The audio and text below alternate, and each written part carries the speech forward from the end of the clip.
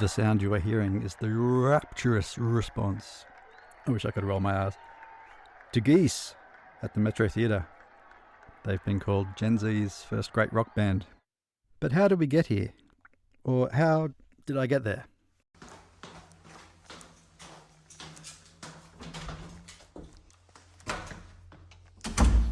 I'm leaving for Geese. I'm in the car on the way to Geese. I'm still in the car on the way to Geese. I've just parked near the station so I can catch the train to Geese. Yep.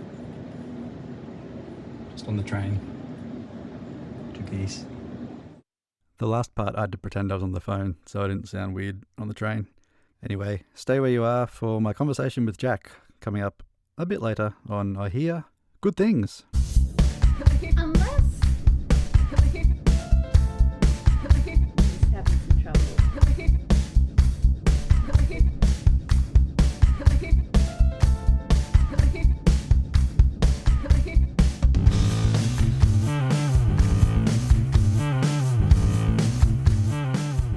Hello again. This is I Hear Good Things, the podcast. I'm Ben to my friends, Ben to my enemies. I hate you, enemies. Thanks for the nice feedback on episode 1. One person told me I sounded like an Anglican minister. Don't know how to recover from that one. Happy Lunar New Year, Moon people. It's nice that this has become more of a thing around here. It's a happy time. There's only one thing I don't like about it, which is the drum thing they do with the Chinese dragon dance. It seems to be just bashing a drum and a trash can lid completely arrhythmically. It made me wonder if some cultures are just better at drumming than others. But then I remember the drummers at the Beijing Olympics opening ceremony. They were very good at drumming. I'll put the link in the show notes in case you don't remember. So I looked up why dragon dance drumming so bad, and there's actually 2 very good reasons. I'm simply an ignoramus, a word I can say on the explicit episode. So number 1, the horrible noise is meant to ward off evil spirits and that sort of thing. So it's supposed to be incredibly annoying, and is. And the second is the dancers are supposed to match their movements to the drum. So by being all over the place with the drumming, the dancers get to show off how good they are. So it's worth learning about other cultures and their annoying stuff. What have I been doing? I finished mowing my lawn. Had to come back to it on a second day because the battery isn't big enough on my trimmer, as discussed in episode 1. I used to use a push mower that I bought about 5 years ago, but it's all rusted up now. So I just use the trimmer to do the whole thing. It's not very big, my lawn. I don't really know what I'm doing.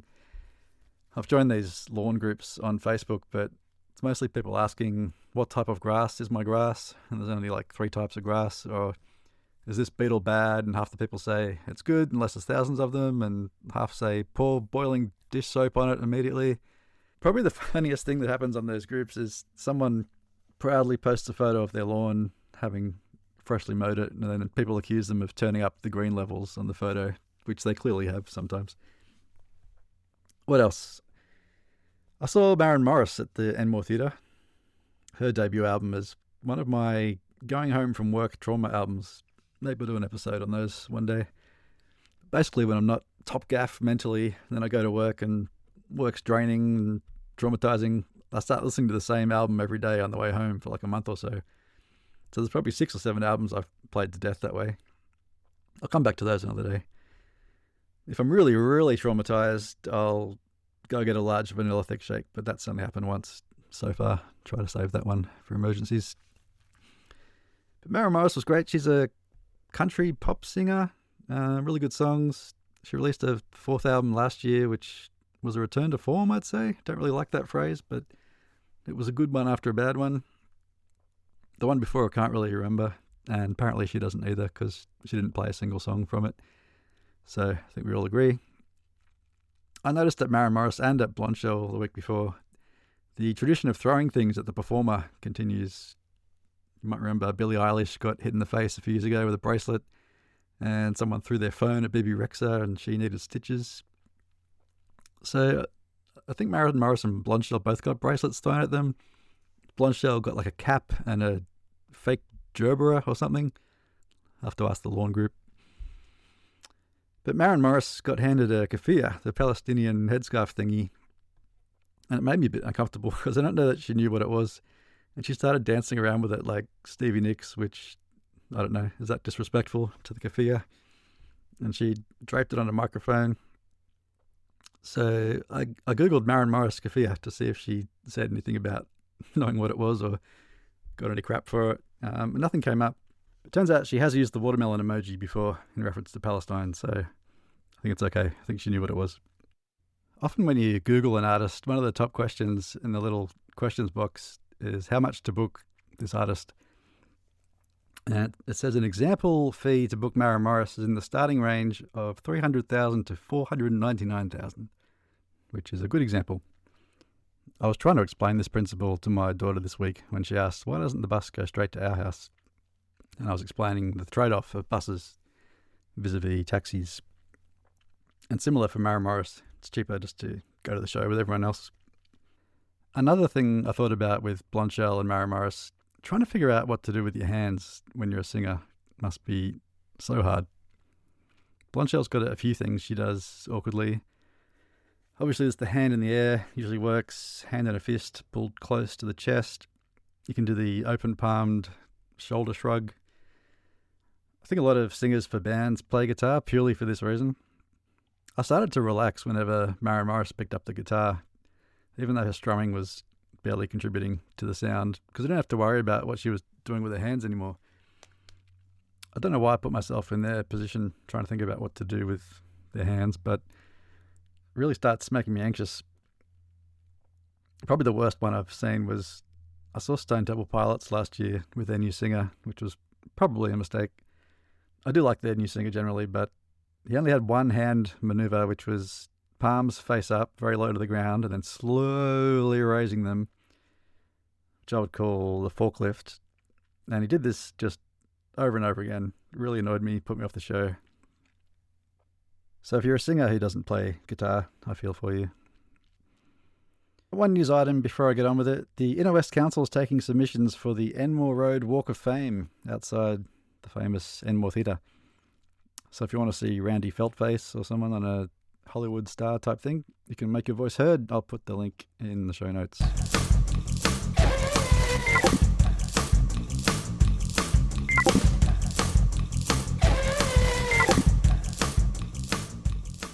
All right, let's talk about some new releases. I'm being reasonably generous with my idea of new. This is really anything in the last month or so. I'd love to be able to put little clips of the music, but I don't have lawyers. People think fair use is a thing. You can just play a clip, but in reality you can't. The lawyers will come after you, or specifically Universal Music Group will come after you. But you can hear them all on the playlist, which you will find in the show notes.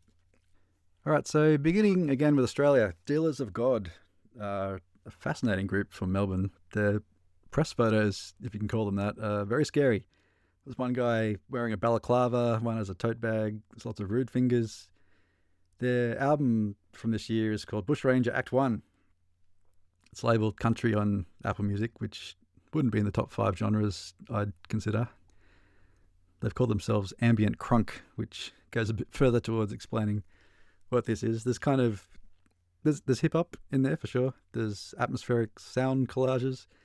The second track sounds like a Barry White song, but instead of Barry, it's Nick from Down the Servo. The third track's like Enigma, but the same guy from the Servo.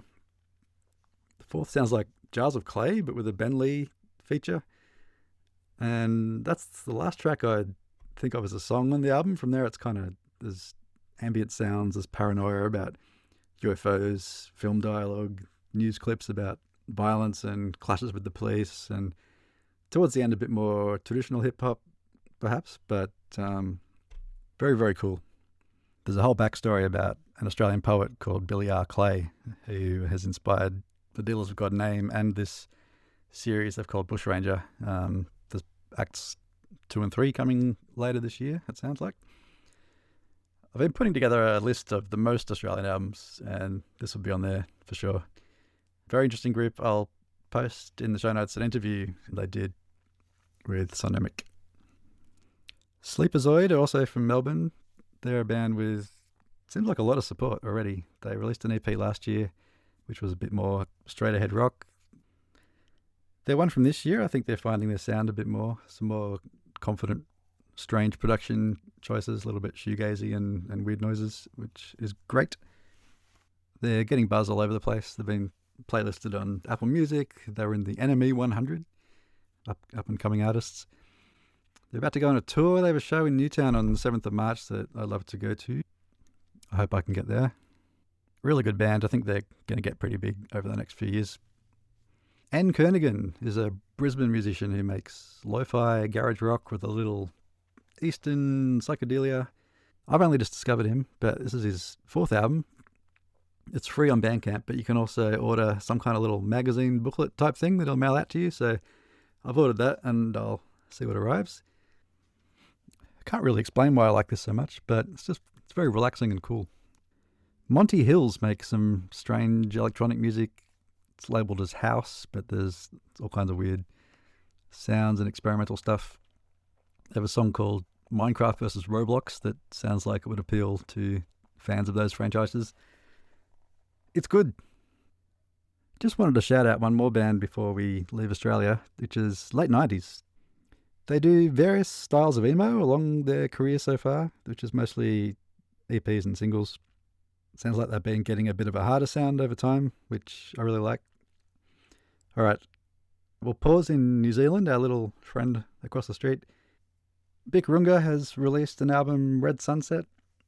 Not a very good Bic Runga album, unfortunately, but she's an artist I really like, so I do enjoy listening to some of these songs as well. I got to meet her last year. She said she liked my shirt, which is cool. All right, heading overseas. One of the biggest albums of the last 2 weeks is the return of Charlie XCX, her follow-up to Brat, which is a soundtrack of sorts to the film Wuthering Heights. It's pretty smart what she's done here, because how do you follow up Brat? Just an amazing global smash. And she's done it by sliding this underneath the door as a soundtrack project that sort of isn't. It's really just a Charlie album, but it's quite brilliant how she's been able to put this out in a way that resists any comparison with Brat and leaves her able to do whatever she wants to next. I like some of the songs. It's okay. The album I've listened to most this year is Hemlocke Springs. She's a Nigerian-American TikToker originally. I think we've progressed to the point where that's not a negative by default. She had a great EP back in 2023. It's exactly my kind of pop, where it's a little bit DIY in the production. I hope that's not offensive. I think she does some of the production herself.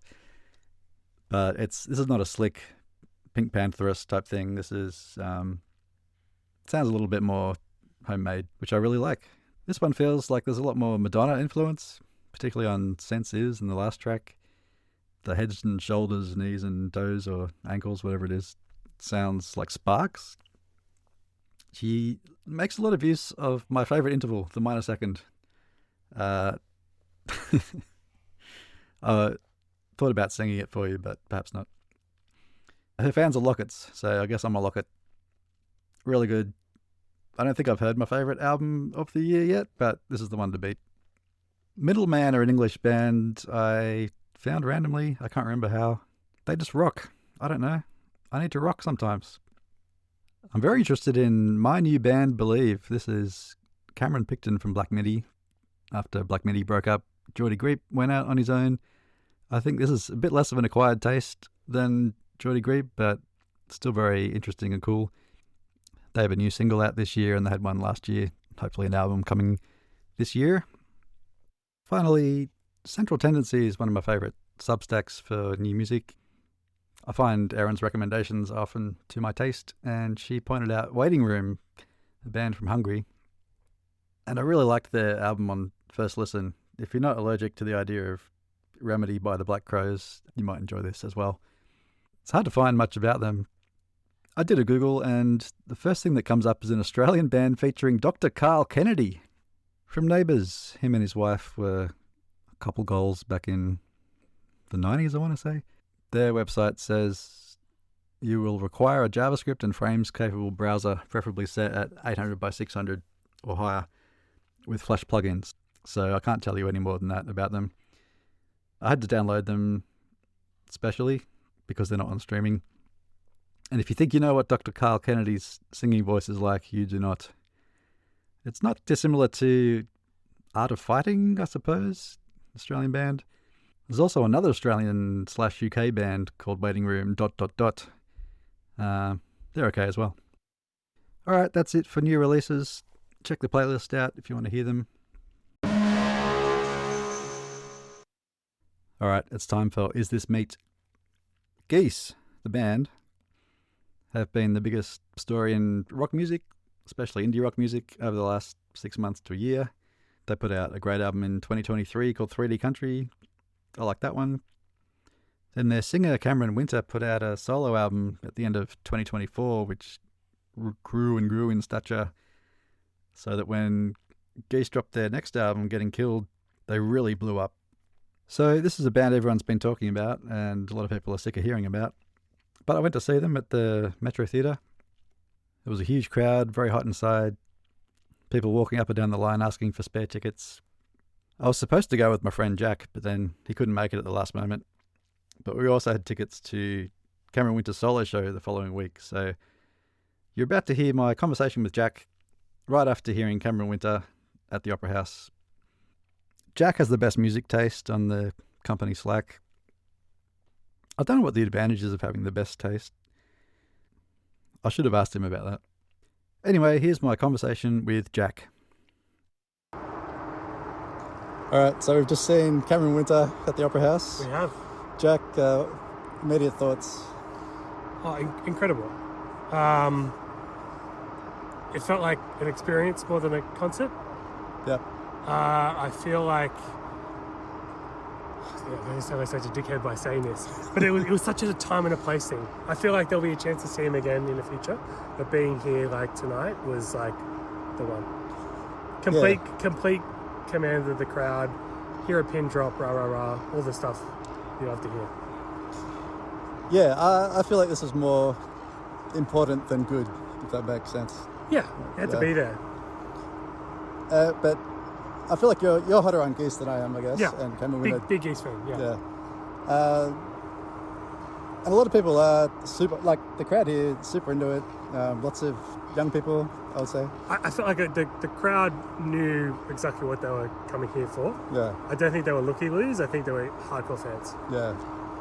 So what is it that speaks to you particularly about Geese and Cameron Winter? Because something really connects with you that I think doesn't connect with me. Yeah, I'm going to rack my own brain about this because I feel like I listened to 3D Country when it came out. Wasn't a fan. Mm-hmm. I heard Projector when it came out. Not a fan. Yeah. 4D Country, there was something there. That got me a little bit. I listened to it 2 or 3 times. But when I heard heavy metal, I was just struck. Like I got about halfway through and I was like, hit pause. Like this is something. There is something here. And I think I was joking to you actually when I was already a big fan of heavy metal, but then Getting Killed came out, and I was like, is this the good Geese or the bad Geese? Which Geese is this? Is this the Cameron one? But yeah, I feel like prior to heavy metal, I kind of understood what they were trying to do, but they were a bit too silly for me. It was a little bit... Silly voices. It was silly voices. Yeah, it felt like it was not authentic. But heavy metal felt very real. And I think that Getting Killed made Geese a better band. Yeah. Sorry, I should say so. Heavy metal made Geese a better band for Getting Killed. It definitely gave them the momentum when Getting Killed came out. Everyone was ready. I think it also meant that like the songs are just less silly. Yeah. It just felt more grounded.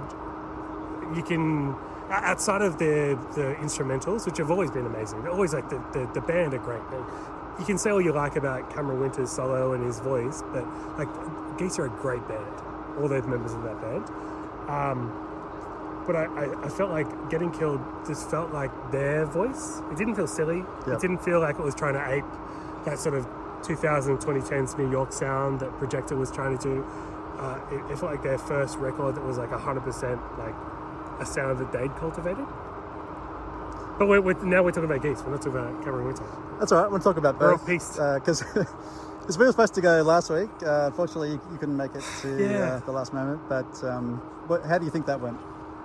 Not going to see Geese. No, how do you think Geese went, not having been there? I've heard good things. I thought it was very hot. I can't blame Cameron for that. Extremely hot, yeah. Yeah. I think sometimes sweat can add to a show.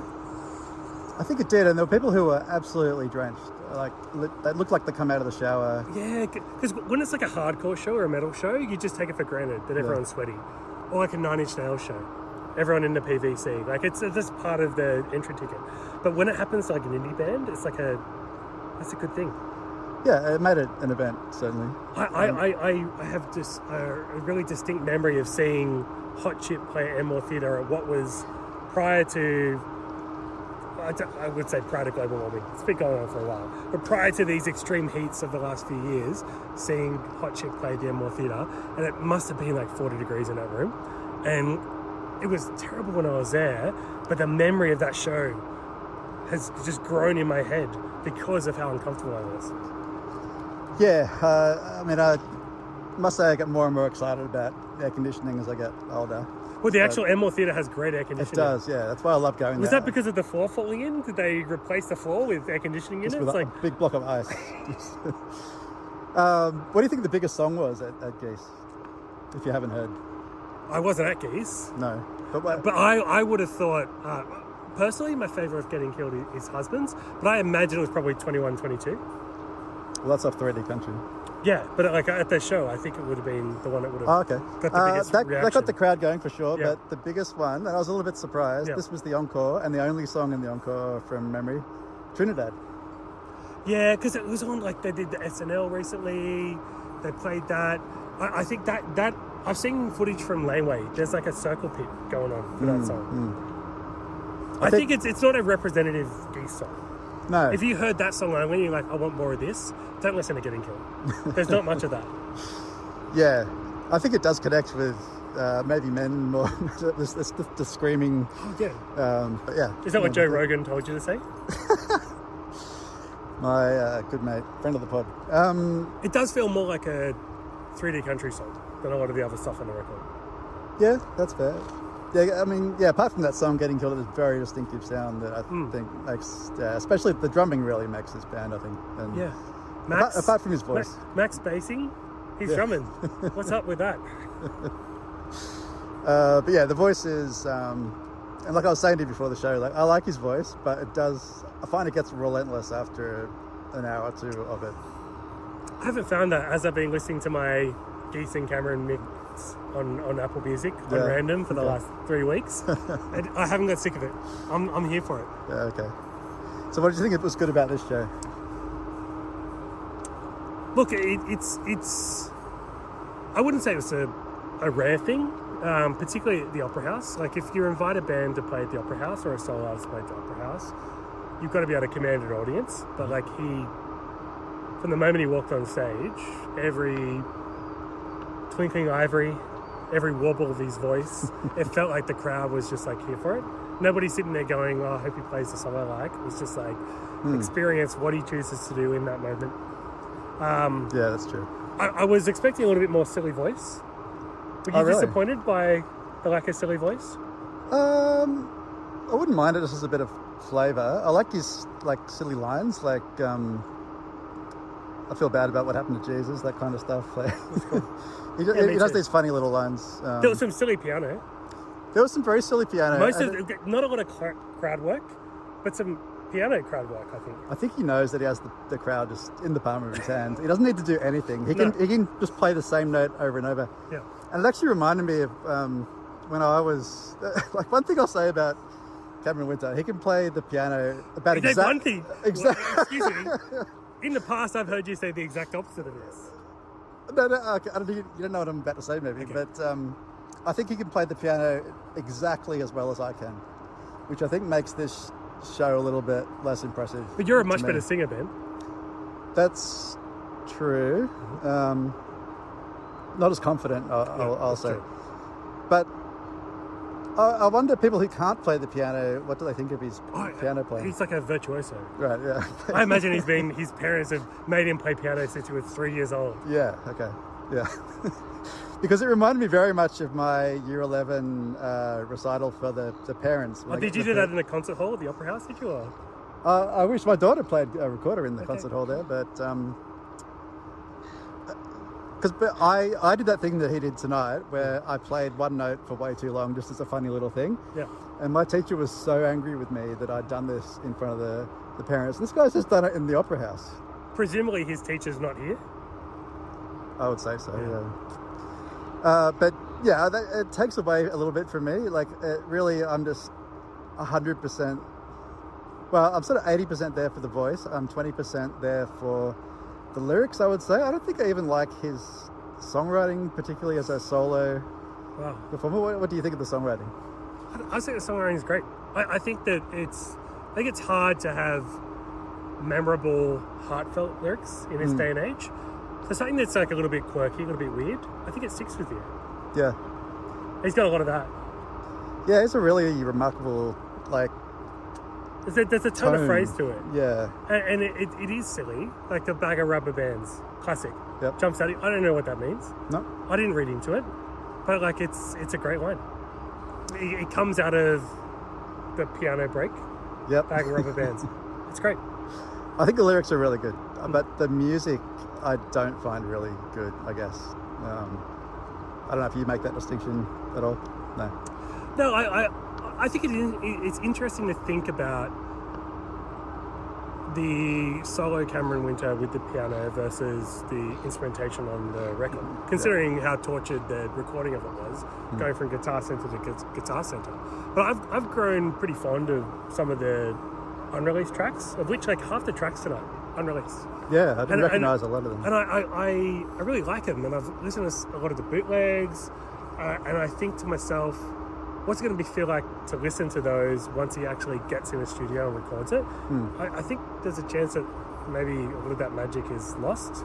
You think for me, like instrumentation-wise, it's not like Geese where you've got, Max on the drums, Emily on the guitar. I think for Cameron, I think these songs do work better in that live setting where it's just him and a piano, no accompaniment.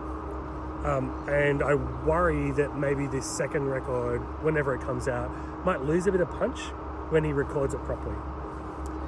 Yeah, I think I'm kind of the opposite. Like I felt nothing was added by him just being there solo. To me, I prefer the record. Like it's got a bit more instrumentation.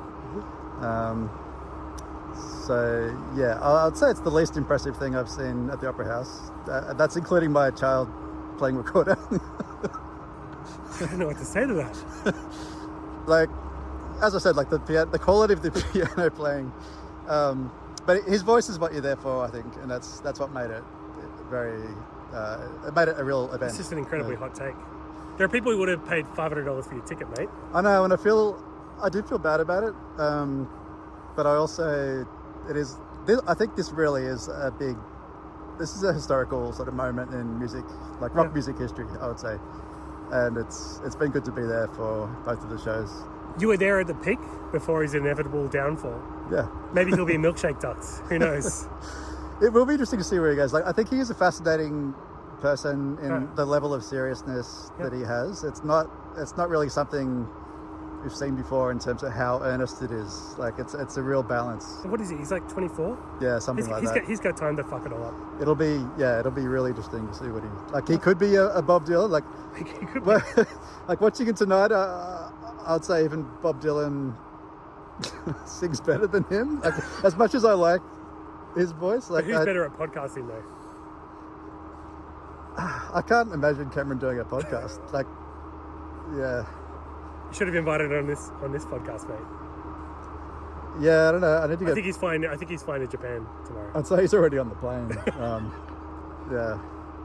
Anyway, thanks a lot for your thoughts. Well, thank you. And I'm really sorry you missed the Geese show. And I'm really sorry you were so disappointed by his performance tonight, Ben.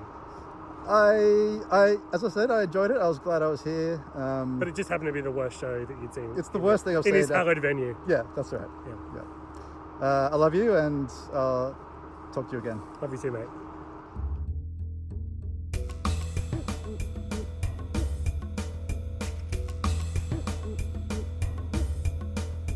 Got me like She's a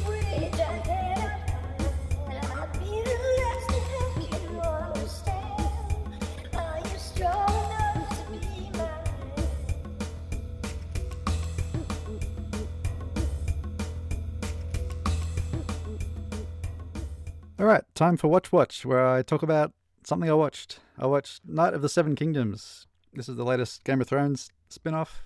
It's about a knight who is a dum-dum, more in the show than in the books, apparently. He's a hedge knight, which is not what you think. He doesn't come out of the hedge. He's just a guy who rambles around looking for noble things to do. And he's got a little guy called Egg who comes with him. These are short stories that George Martin's been writing to procrastinate, and I think there's 3 of them so far. They're meant to be just fun little stories set in the Game of Thrones world, and that's kind of all it is. I think the Game of Thrones world's a bit like Star Wars, where the world that's been created is almost better than anything that happens in it. So this is kind of just random things that happen in the kingdom away from the main action. So if you want just a bit of a funny tale about a noble idiot, it's all right. Last week I mentioned the Masters of the Universe film. Now we've got a Voltron film coming out starring Henry Cavill. There's no trailer out for this yet, but I'm excited, I guess. Voltron's such an enduring metaphor. I don't know what age group it stops being a powerful metaphor to, but I can still use this for any coming together of various items. It doesn't even have to be that many items. It can be 2 items, and it's a Voltron. Anyway, keen for that to come out. Let's have a book look while I'm here as well, where I look at a book. Ellen Willis was a music critic in the late 60s, early 70s in New York, and there's a collection of her work called Out of the Vinyl Deeps, Ellen Willis on rock music. She died in 2006, and this collection was put together after that, which I think is why Jessica Hopper has a book called The First Collection of Criticism by a Living Female Rock Critic, which came out in 2015. I've been reading this for a few years because it's little pieces she published here and there in the New Yorker and etc. But I love this book because she's a great writer, she's very funny, she has a feminist take on rock and roll and was one of the earliest to do that. And it's really fascinating to hear from someone who was there at the time for these big acts of the day, the Rolling Stones, Bob Dylan, Joni Mitchell, Janis Joplin. She talks about them as they're coming up, as they're becoming huge. She talks about the ticket price for a festival being $3, which was reasonable but not exactly proletariat. One of the parts I thought was funny, she's at the Newport Folk Festival. She says, as for the evening's star attraction, Richie Havens, he did his classic, you know the words, hummed version of A Little Help From My Friends, mangled a couple of Dylan songs, treated us to the ultimate in folk art, the guitar strum solo, and got a standing ovation. I love guitar strum solo because that's exactly what he does. I'll put that in the playlist. So yeah, highly recommend Out of the Vinyl Deeps, Ellen Willis on rock music. Alright, time for Will Lyrics Ruin It? I'm not someone who notices the lyrics to my favourite songs, so I thought we could find out together what they're about. And today I thought I'd look at Do Do Do Do Do by Blackpink. This is from one of their early EPs. Blackpink have been on a pretty steady downward trend since their EPs. They're coming back this year with something else, so we'll see how that goes. But Do Do Do Do Do is a good one from early on. Again, I'm looking at genius.com, and this one's a higher level of difficulty because some of it needs to be translated from Korean. They're a K-pop band, if you're not familiar. So it starts out, as many of their songs do, Blackpink. Verse 1, I may look sweet, but I don't act like it. My slender figure hides twice the volume. That's a pretty great image, actually. I give it to them straight. Don't care what people think. Woo! If it's black, then it's pink. We are pretty savage. What we want, we'll steal outright. Whatever you do, it's like cutting water with a knife. Easy, I suppose. Our hands are full with a fat check. If you're curious, fact check. That's good. I like that. I wonder how that goes in Korean. It's very good in English. Expectations higher, just like fish in the water. Higher than what? I'm a little toxic. You've fallen for me. I'm foxy. This is pretty good. I suppose this is Korean rap. Good imagery, funny lines. Think twice. I can't act nice like other people. Don't be mistaken. I only smile easily for myself. Huh, nice. You may not know well yet. If you want, Then test me. You're so predictable. If you wanted something easy, oh wait, till I do what I do. Ah, so this is where the do-do. Hit you with that do-do-do, do-do-do-do. I wonder if there'll be something of a renaissance in K-pop eventually. I know there's more serious music being made in Korea, but it would be interesting to see K-pop start to become more sort of artistically motivated rather than just bubblegum, which is fine. That's what people like K-pop for. But I think it'll be very interesting to see a more three-dimensional K-pop. Verse 2, the path I walk now, Blackpink, four-way intersection, north, south, east, west, always run it. All of your bucket list, I bought it. Huh? All of your bucket list, I bought it. Maybe that is deep, I'm not sure. Pulling you and pushing you far away, I do it however I want because I'm a bad girl. Whether you like me or hate me or whatever anyone says, when the bass drop, it's another banger. Cannot argue with verse 2, it is a banger. Think twice, etc. The rest of us, a lot of do-do-do-do-do's, hot, hot like fire. So overall, cool song. I like that they're being funny. They have some interesting metaphors. They're very confident, etc. This is actually better than I expected, even though I like the song already. Good stuff.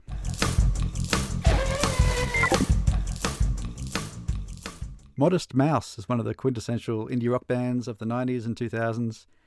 And like other bands of their vintage, they now have a themed cruise you can go on. I'm going to finish up this episode with a conversation I had with DJ Bullet Arm about the Modest Mouse cruise. Before I go, I bought some scenario cards during a Hypermanic episode last year, and this week I pulled out the first one, and I'll leave you with this. It says, what if you found your passion? Is podcasting my passion? Perhaps. Let's find out together. I hope you come back for future episodes. For now, please remain standing for DJ Bullet Arm. All right, well, I'm here with DJ Landwine. DJ Bullet Arm. Don't give DJ Landline credit when it's not due. Bullet Arm. Yeah, Bullet DJ Arm, Bullet yeah. Arm. So you're here to talk about, I heard you're on the Modest Mouse cruise. Is that right? I wasn't on the Modest Mouse. Well, I was remotely on the Modest Mouse cruise. I was following closely on socials and through Chorus, where I pay my $10 a month to have a slightly more parasocial relationship with the Modest Mouse guys than just enjoying their music. But yes, across the cruise in all its glory. That was your face, like up on a screen somewhere on the cruise. Like, what's the chorus thing? Not even that close. So Chorus is just an avenue for like-minded nerd fans of bands to get together and talk in chats about how deep and meaningful the lyrics are and share the one time we ever met Isaac Brock or happened to see some merch walking down the street or that kind of stuff. So occasionally the band members log on, they share recipes for cabbage or like other weird things that they cook. But yeah, that's basically Do you have a story, like a t-shirt that you saw? Or I've seen them in concert a lot of times, and it's been the two most recent ones I've seen have been very disparate. One was at Enmore Theatre where they played for maybe like 4.5 hours and just like kept playing. And even when the venue was like, you need to leave, they just like kept playing. And then the latest one was about 2 years ago. I went there with former manager of the pod that you mentioned in episode 1, Jack, and he doesn't want to be called a manager, by the way. Oh, sorry, former not manager of the pod, Jack, where I think the audience was a bit disappointing to the crew, so they were kind of like in and out and on their way. But there's nothing too outrageous in that. But I wouldn't be sharing that on Chorus, I don't think. No, it doesn't sound quite up to. What were the other stories? There's lots of good ones, but they're mostly just about running into like their favorite Modest Mouse people in the street, talking to them, and then their general response not being recorded, because I think of it, like I think the fans are getting a lot out of it. I don't know how much the band members are and whether it created a lifelong bond or whether it's just a blip in their memory, which I think is kind of reflective of the cruise, right? Like I saw a lot of footage from the cruise where Modest Mouse fans are having the time of their life, and it looks like the band was just walking around the cruise and you could just chat with them and play checkers with them or do whatever. But it's probably more meaningful for the cruisees than the cruisers, if that's the correct term. I imagine so. If it was my cruise, I'd probably be hiding in a cupboard or something if they were all there to Yeah, hang out with yeah. me. So it was quite a lineup. There's Portugal the Man, who I know they've got one song. I don't know what they do apart from that. Do you know them? Yeah. Well, I mean, their one song is very good. I think that's why they got second billing. I personally probably would have had Kurt Vile and the Violators as second billing. Yeah. But I mean, I think the reason Portugal the Man was second billing is because they played one night, whereas all the other bands played basically every other night, including Modest Mouse played every night. But yeah, Portugal the Man just did the one night, so I think that got them the second billing. But you had Mannequin Pussy, Tropical Fuckstorm, Built to Spill, Black Heart Procession, Ugly Casanova, which hasn't played for 20 years, 20 plus years, which is Isaac Brock's other band. The reason they haven't played for 20 years is because they're not as good as Modest Mouse. So he was busy playing with Modest Mouse and not doing their songs. But That's fair enough. yeah. And then David Cross, the comedian, did some stuff every night, which was apparently quite good. That's what the people on chorus tell me anyway. So what was the feedback on the cruise generally? I mean, the feedback from the people on the cruise who'd spent the money on the cruise was that it was great. The footage I generally saw was the bands playing. They seemed like they had a good time. There was varied sets every night. So a lot of comments about there not being the same song played 2 nights in a row. So you got 3 to 4 hours from each of those bands that were on the bill, which I think for Modest Mouse is fine. I think Kurt Vile and the Violators might have been going deep into the kind of B-sides and C-sides in there, but they obviously filled it out. I saw lots of footage of people kind of looking wistfully over the balcony smoking cigarettes, which gives a kind of vibe of like they were having a good time. I think most people were our age, using the average of the kind of two of us. Lots of kind of dress ups. There was bingo. There was a games room that was open all day. Movies, they showed the Super Bowl in one particular room, but it looked like a fun cruise. I mean, it was Miami to the Dominican Republic, so they didn't cover a whole lot of ground, but they covered some ground.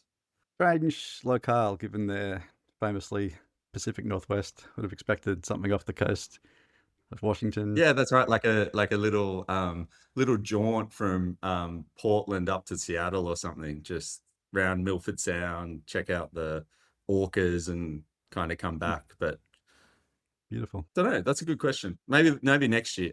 Like my question is that this going to be something we're seeing from all bands? Yeah, Yeah. there are lots of bands doing this. There was a Weezer cruise, I believe. Yeah. There's a few others on the website there.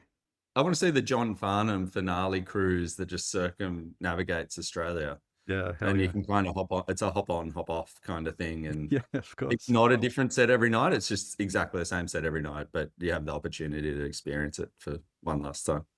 Yeah, over and over again. So you're famously a very big Modest Mouse fan. I think they're your favorite band. Is that fair? Yeah, I think that's fair. The favorite band, if I had to pin my personality to one. So I first heard about Modest Mouse on, do you remember kottke.org? Oh, yeah. Yeah. It was actually the first indie rock band I ever heard of. He said, I like Modest Mouse and the Postal Service.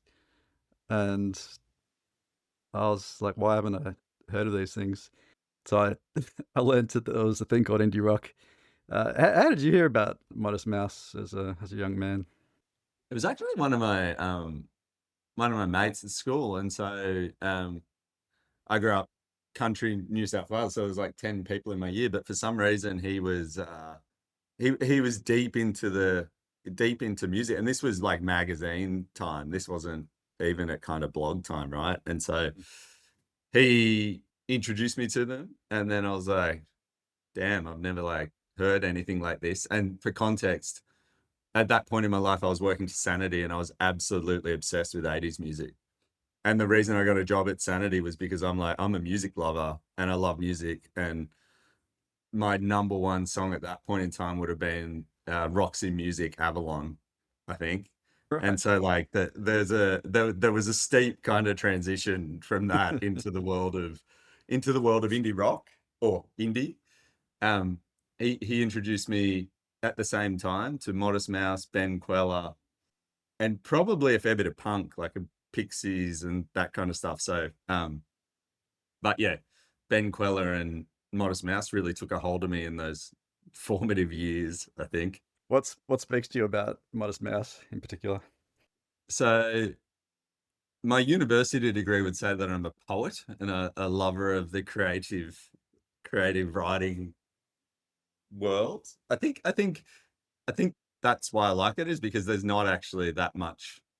It's not as deep as people think, I think, in the lyrics, but there's also this deepness that people take out of it, which is why I find the chorus thing very funny, because people just, yeah, they just overanalyze what it all is. And I'm like, there's just this dude who like happens to be quite creative and just like loves jamming stuff together.